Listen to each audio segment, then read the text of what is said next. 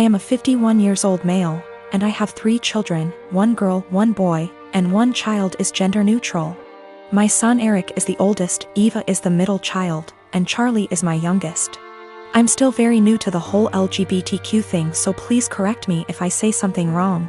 Now sadly, when the children were all young, their mother / my wife passed away in a car accident, and I've been raising them by myself ever since, as I've chosen to never remarry since my wife was / is the love of my life. I'll say I'm definitely not a perfect father, but I've done the best I could to raise my children. Now Eva has always been a bit more wild than her other siblings even before her mother's passing. I've tried everything, ranging from having sit-down talks with her to putting her in therapy, as well as taking parenting classes and reading books to see what I could possibly do to help. Therapy did seem to help a little bit, but decided to stop soon after she turned 18. Now let me tell you the story as to why I'm here now. My daughter Eva still lives with me and Charlie as she goes to school, and has definitely been home more due to the pandemic, but has started to go out more now that they are letting up on some of the regulations. Now I was out getting dinner with an old high school buddy of mine when I get a panicked call from my son, who had been at my house hanging out with his siblings. To summarize what he told me, he got into an argument with Eva and Charlie sided with him. Eva became very volatile and even called Charlie a slur, which is a big hell no for me. So I headed home and tried to calm everything down. I told Eva I didn't care about what they had been arguing about, and that she wasn't allowed to disrespect Charlie or Eric like that. Me and Eva ended up now being the ones to start arguing, but I soon shut it down when I realized it wasn't gonna help. I forced her to apologize and took away her car privileges until she could learn to respect her siblings, and I thought it was the end of that. Well, the next morning after work I ended up coming home and finding scraps of papers all over. At first I didn't get it, but then soon found out that she cut up about half a dozen letters her mother had written me when I was much younger. I was livid. I know it was her because I have a couple cameras in my house. I just walked into her room and told her to get out. She was smug and rolled her eyes, but then I yelled, "Get the out of my house," and she realized I was serious. She was crying and screaming, but I had felt sorta numb at that point, and she left with a friend of hers. But now I feel like I was being too harsh, but I wanna stand my ground. She did know about the cameras, but they're really just there for my dog. I, 29F, dated a guy Joe, 30M, for 3 months before he left me to go back to his ex Kim, 30F. Right after we broke up I found out I was pregnant, and now I'm at 24 weeks. I let him know and he was ecstatic. Turns out his girlfriend had fertility issues and would likely never be able to get pregnant naturally, and he has always wanted to be a father. Getting back together was out of the question for both of us, so he's still with his girlfriend. Joe was only allowed at the initial appointment because of COVID-19, and we found out I was having twins. According to Joe, when he told Kim, she had a mental breakdown about her infertility and wanted to talk to me.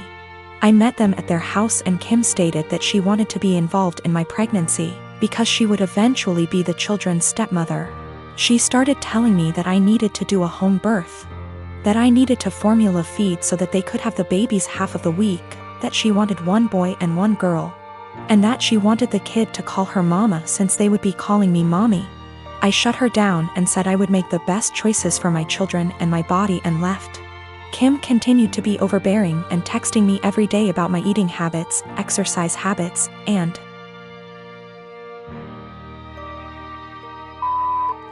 about how her job wouldn't let her take maternity leave. At the virtual genetics counseling appointment she attended instead of Joe, and took over the whole meeting trying to talk about her family history, which wasn't relevant.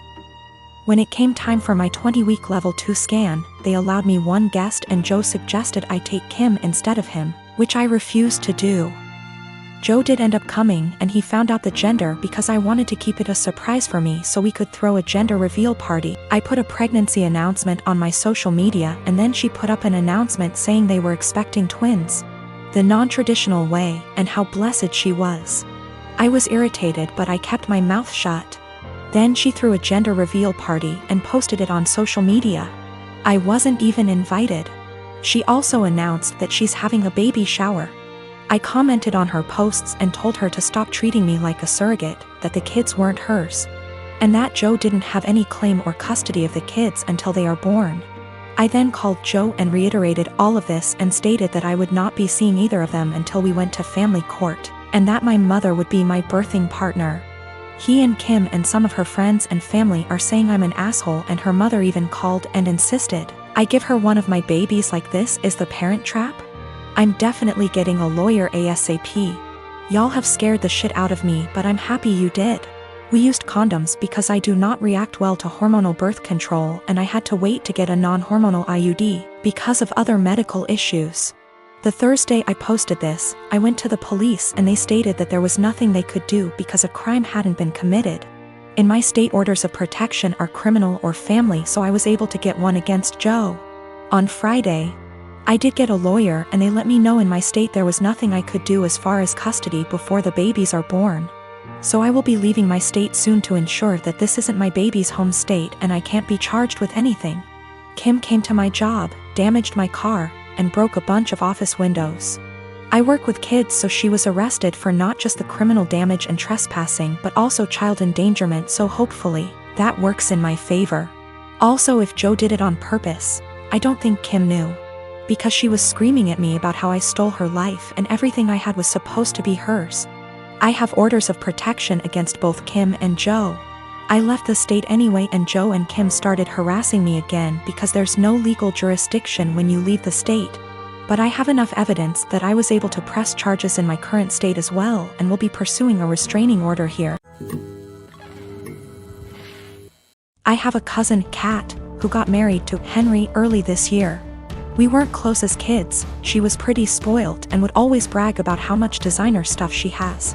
Be really mean to people under the guise of just trying to help, etc. Don't go out of our way to interact with one another, but I do see her at family events and whatnot, and we make small talk. I'm engaged to Chris, who is a software engineer.